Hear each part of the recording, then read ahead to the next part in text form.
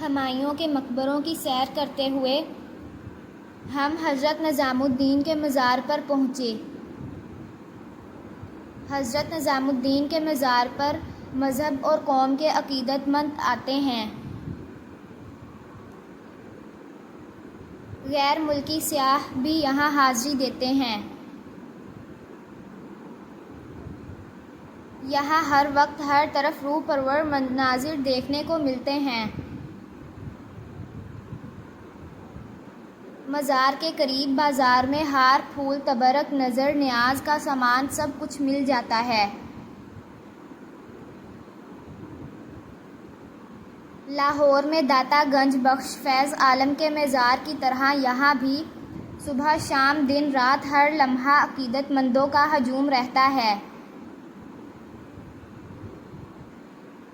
لوگ حضرت نظام الدین کے توسط سے من کی مرادیں مانگتے ہیں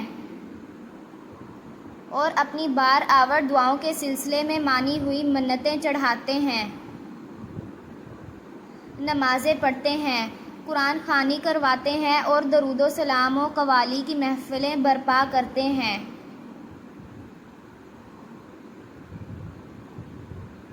میری بیوی اور بیٹی مزار کے احاطے میں عورتوں کے لیے مخصوص اور باپردہ حصے میں نفل پڑھ رہی تھیں۔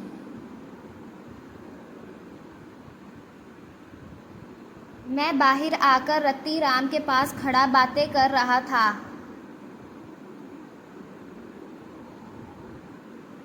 رتی رام مجھے حضرت نظام الدین کی درگاہ سے پوری ہونے والی اپنی عزیز و اقارب کی حاجات کے قصے سنا رہا تھا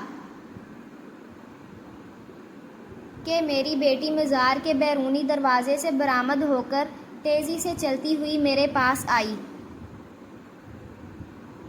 اور کہنے لگی، ابو گاڑی میں سے امی کا پرس اٹھا کر دیں۔ میں نے پوچھا، پرس کی کیا ضرورت پڑ گئی؟ تو میری بیٹی نے بتایا کہ ایک مولوی صاحب نے امی کو مزار کے دروازے پر روکا ہوا ہے اور وہ 60 روپے مانگ رہے ہیں۔ میں نے پوچھا، 60 روپے کیوں؟ کم یا زیادہ کیوں نہیں؟ وہ کہنے لگی، مجھے نہیں معلوم، مولوی صاحب امی سے کہہ رہے ہیں کہ انہوں نے رجسٹر میں 60 روپے لکھ لیے ہیں، لہٰذا 60 روپے دیں۔ میں نے سوچا، آخر 60 روپے کیوں؟ کم یا زیادہ نہیں؟ چنانچہ یہ جاننے کے لیے کیا 60 روپے حضرت نظام الدین کی درگاہ پر حاضری کا کوئی فکس ٹیکس ہے؟ خود جا کر ان مولوی صاحب سے بات کرنے کی ٹھان لی اور رتی رام کو وہیں کھڑا چھوڑ کر اپنی بیٹی کے ساتھ مزار کے بیرونی دروازے کے قریب پہنچا۔ میں نے اپنی بیٹی سے کہا، جاؤ مولوی صاحب اور اپنی امی کو بلا لاؤ، کیونکہ میں حضرت نظام الدین کے مزار کے احاطے میں مولوی صاحب سے لین دین کی تکرار نہیں کرنا چاہتا۔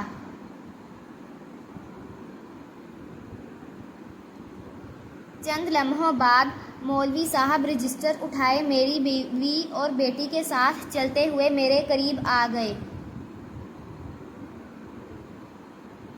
میں نے پوچھا، حضرت یہ 60 روپے کس بات کے طلب فرما رہی ہیں آپ؟ انہوں نے مسکرا کر فرمایا، 20 روپے بھنڈارے کے، 20 روپے نظر کے، 20 روپے محفل درود و سلام کے، تبرک کے۔ میں نے عرض کیا، حضور، لیکن ان سب نیک اور سعید کاموں کے لیے 60 روپے ہی کیوں؟ کم یا زیادہ یا حسب توفیق و استطاعت کیوں نہیں؟ دیکھیے نا، یہاں آنے والے بعض عقیدت مند لاکھوں دے کر بھی محسوس کرتے ہیں کہ انہوں نے کچھ بھی نہیں دیا، اور خالی ہاتھ آنے والے بھی جھولیاں بھر کر جا سکتے ہیں، پھر یہ جبری وصولی کیوں؟ مولوی صاحب نے فرمایا، دراصل میں نے اندراج کر لیا ہے۔ انہوں نے ہاتھ میں کھلا ہوا ایک رجسٹر مجھے دکھایا۔ میں نے اپنی بیوی سے پوچھا کہ کیا اس نے رجسٹر میں روپے لکھنے کو کہا تھا؟ اس نے کہا ہرگز نہیں۔ میں تو دعا مانگ رہی تھی کہ رجسٹر لے کر آ گئے اور کہنے لگے 60 روپے دیجئے۔ مگر آپ بحث کیوں کر رہے ہیں؟ 60 روپے دے دیجئے نا۔ اور اس نے میرے ہاتھ سے اپنا پرس لے کر اس میں سے 60 روپے نکالے اور مولوی صاحب کو تھما دیے۔ میں نے کہا مولوی صاحب کاش میں اپنی خوشی سے 60 تو کیا 600 روپے آپ کو پیش کرتا،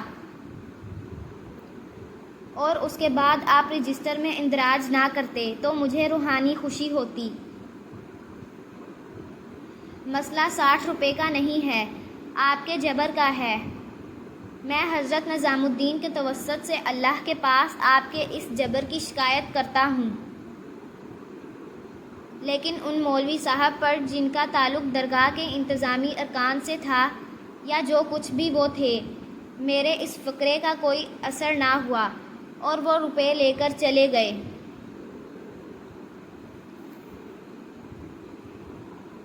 میری بیوی نے مجھے سمجھانے کی کوشش کی کہ اللہ کے نام پر دیتے ہوئے بحث نہیں کیا کرتے۔ میں نے کہا تم بھی کمال کرتی ہو، مسئلہ 60 روپے کا نہیں ہے۔ تمہیں معلوم ہے کہ کتنے ہی روپے ہم لوگ فضولیات میں ضائع کر دیتے ہیں۔ مسئلہ یہ ہے کہ ممالک غیر میں سفر کے دوران لوگوں سے ان کی مرضی و منشا کے خلاف نظر نیاز وصول کرنے کی ہدایت نہ تو اللہ نے کی ہے اور نہ ہی حضرت نظام الدین نے۔ اگر ہماری بجائے مولوی صاحب نے یہ رقم کسی ایسے عقیدت مند کے نام سے کھاتے میں چڑھا دی ہوتی جس کے پاس مزار پر حاضری دے کر واپسی کا کرایہ ہی بچا ہوتا، تو وہ اپنی کم مائیگی کو مولوی صاحب سے کس طرح چھپا پاتا۔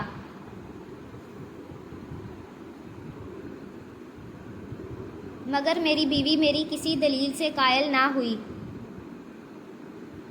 وہ اپنے طور پر یہی سمجھ رہی تھی کہ اس نے حضرت نظام الدین کے مزار پر جو منتیں مانگی ہیں اور جو درخواستیں گزاری ہیں، یہ 60 روپے ان درخواستوں پر کورٹ فیس کا کام کریں گے۔ اس لیے میری بیوی تو میری کسی دلائل سے قائل نہ ہوئی، مگر گاڑی ڈرائیو کرتے ہوئے رتی رام کے چہرے کے تاثرات سے ظاہر ہو رہا تھا کہ وہ میرا ہم خیال ہے۔ شام ہو چکی تھی، ہماری گاڑی اب گریٹر کیلاش کی طرف جا رہی تھی۔ گریٹر کیلاش دہلی میں لاہور کی گلبرگ یا شادمان ٹائپ کی نئی کالونی ہے، جہاں کے ایل نارنگ ساقی صاحب کی رہائش گاہ ہے، جہاں ہم شام کے کھانے کے لیے مدعو تھے۔ میری بیوی اور بیٹی گاڑی کی پچھلی نشستوں پر بیٹھی ہوئی تھیں اور میں اگلی نشست پر رتی رام کے پہلو میں۔ میں نے آنکھیں بند کر لیں۔ مجھے 9 برس پہلے پچھلے سفر کے دوران جو میں نے واگا سرحد سے بذریعہ سڑک شروع کیا تھا، امرتسر میں چند گھنٹے قیام کرنا پڑا تھا، کیونکہ ہم صبح 9 بجے سرحد عبور کر کے تقریباً 11 بجے امرتسر ریلوے اسٹیشن پر پہنچ گئے تھے اور دہلی کے لیے گاڑی رات کو 9 بجے چلنا تھی۔ اس لیے ہم نے اپنا سامان امرتسر ریلوے اسٹیشن کے کلاک روم میں رکھ کر امرتسر کے پال بازار اور گردوارہ دربار صاحب کی سیر کی تھی۔ مجھے یاد آیا کہ ہم حال بازار کی سیر کے بعد جلیاں والا باغ دیکھنے گئے تھے، جہاں تحریک آزادی کے دوران انگریز کے ظلم و ستم کے آثار کو محفوظ کر لیا گیا تھا، اور باغ کے گوشے گوشے اور در و دیوار پر تحریک آزادی کے جیالوں کی قربانیوں اور انگریزوں کے جور و تشدد کی داستانیں رقم تھیں۔ جلیانوالہ باغ سے نکل کر ہم گردوارہ دربار صاحب دیکھنے گئے تھے۔ ہم نے گردوارہ میں داخل ہونے سے پہلے اپنے جوتے وہاں کے قاعدے کے مطابق دربار صاحب کے باہر بنے ہوئے ایک مخصوص دکان نما کمرے میں جمع کرا کے ٹوکن حاصل کر لیے تھے۔ اس کے بعد ہم ایک طویل قطار میں چلتے ہوئے دربار صاحب کے احاطے میں موجود ایک وسیع و عریض تالاب کے پاس سے گزرتے ہوئے گردوارہ کے بیچوں بیچ بنی ہوئی ایک چودری کے پاس پہنچے تھے، جہاں گرنتھ صاحب رکھا ہوا تھا اور بانی گائی جا رہی تھی۔ وہاں نوٹوں کی گڈیوں اور ریزگاری کا ایک بہت بڑا انبار لگا ہوا تھا۔ مرد، عورتیں، بوڑھے، بچے، نوجوان قطار میں چلتے ہوئے اس چودری کے قریب پہنچ کر اپنی ہمت و توفیق کے مطابق 25 اور 50 پیسے کے سکے سے لے کر 5 یا 10 ہزار یا اس سے بھی زیادہ مالیت کے نوٹوں کی گڈیاں انبار پر پھینک رہے تھے اور آگے بڑھ رہے تھے۔ یہاں کوئی رجسٹر نہیں تھا۔ واپسی کے چکر میں چلتے ہوئے ایک جگہ سب کو پرساد دیا جا رہا تھا جو حلوہ تھا۔ ہم نے گردوارہ میں گھوم پھر کر وہ سب مقامات دیکھے تھے جو بعد میں بھارتی فوج کے محاصرے اور مداخلت کے دوران پاکستانی اور بھاری ٹیلی ویژن سے خبر ناموں کے دوران دکھائے جاتے رہے۔ گردوارے کے احاطے میں موجود تالاب کے بارے میں مشہور ہے کہ وہاں نہانے سے مختلف اقسام کی بیماریاں دور ہو جاتی ہیں۔ بہرحال ہم گردوارہ دربار صاحب کے تمام اہم مقامات دیکھ کر جب باہر آئے تھے تو مجھے یاد ہے کہ گردوارے کے صدر دروازے پر سیڑھیوں کے دونوں اطراف سے بہہ کر آتے ہوئے صاف و شفاف پانی میں جو لوگوں کے پاؤں دھو کر سنگ مرمر کے فرش میں گڑی لوہے کی جالیوں کے ذریعے زیر زمین نالیوں میں جا رہا تھا، ہم نے بھی پاؤں دھوئے تھے، اور یہ عمل ہم نے گردوارہ میں داخل ہونے سے پہلے بھی کیا تھا۔ اب میں تھک چکا تھا اور میں نے اپنی بیوی سے کہا تھا کہ یہ روپے لو اور جا کر اپنے جوتے لے آؤ، مگر جب میری بیوی اور بیٹی جوتے لینے گئی تھیں تو وہاں موجود ایک معزز سردار نے جوتوں کی حفاظت کا کرایہ پیش کرنے پر میری بیوی کو حیرت سے دیکھا تھا اور کہا تھا کہ یہاں جوتوں کی حفاظت کا کوئی کرایہ نہیں لیا جاتا۔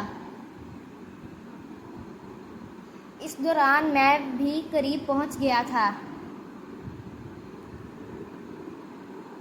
سردار جی نے پوچھا، آپ لوگ کہاں سے آئے ہیں؟ اور پھر جب ہم نے بتایا کہ ہم پاکستان سے آئے ہیں تو سردار جی نے ہاتھ جوڑ کر کہا تھا، میری حال بازار میں کپڑے کی دکان ہے، واحے گرو کی کرپا سے بہت ملازم ہیں، میرا تو بڑی مشکل سے کرہ نکلا ہے اور 1 ہفتے کے لیے میں یہاں آنے والوں کے جوتے سنبھال کر ان کی سیوا کر رہا ہوں۔ پھر سردار جی نے ہمیں بتایا تھا کہ یہاں جوتے سنبھالنے کی سیوا کرنے کی خواہش مندوں کی تعداد اتنی زیادہ ہے کہ قرعہ اندازی کے ذریعے نام نکالے جاتے ہیں اور 1 ہفتے یہ سیوا کرنے کا موقع ملتا ہے۔ میں نے اس وقت بھی سوچا تھا کہ کاش ہمارے مقدس مقامات پر بھی اس جذبے کے ساتھ خلق خدا کی خدمت کرنے والے لوگوں کی کمی نہ ہوتی، اور آج بھی یہی سوچ رہا تھا۔ پھر سردار جی نے ہمیں ہمارے جوتے دیے اور پوچھا کہ کیا ہم نے گردوارہ کے اوپر کی منزل پر واقع عجائب گھر دیکھا ہے۔ اور جب ہم نے نفی میں جواب دیا تو انہوں نے اصرار کیا تھا کہ ہم وہ عجائب گھر ضرور دیکھیں۔ اس عجائب گھر کو گردوارہ کے صدر دروازے کے پاس سے سیڑھیاں جاتی تھیں۔ ہم وہ عجائب گھر بھی دیکھنے گئے تھے۔ یہ ایک بہت بڑا ہال تھا جس میں سکھوں کے مذہبی گروہوں اور پیشواؤں کی تصاویر آویزاں تھیں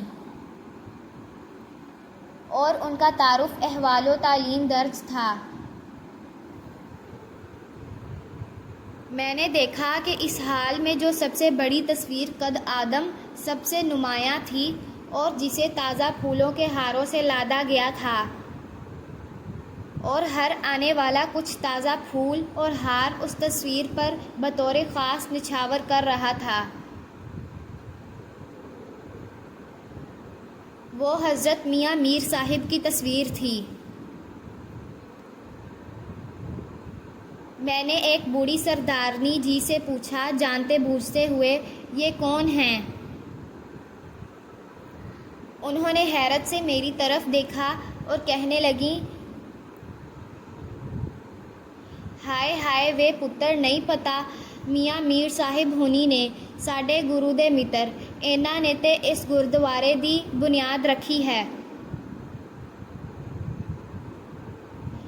میں ماضی کے آئینے میں 9 برس پہلے کے سفر کے ابھی نہ جانے اور کتنے مناظر دیکھتا رہتا کہ رتی رام نے مجھے چونکایا۔ صاحب جی، گریٹر کیلاش یہاں سے شروع ہوتا ہے۔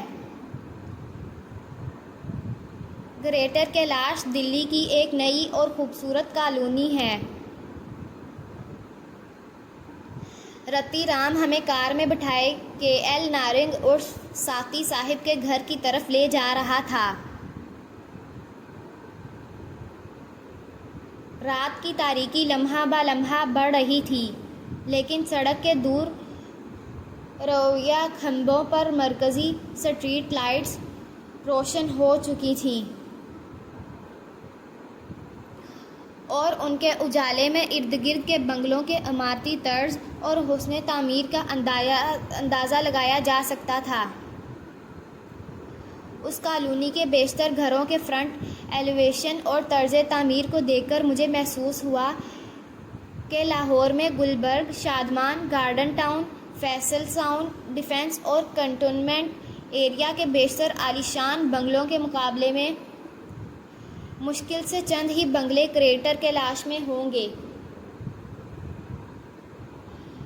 اسے آپ پاکستانیوں کی شاخ خرچی یا اسراف بیجا کی عادت کہہ لیں اور بھارتیوں کی کنجوسی یا سادہ شعاری سمجھ لیں۔ بہرحال دونوں قوموں کی سوچ میں فرق یہاں بھی واضح تھا۔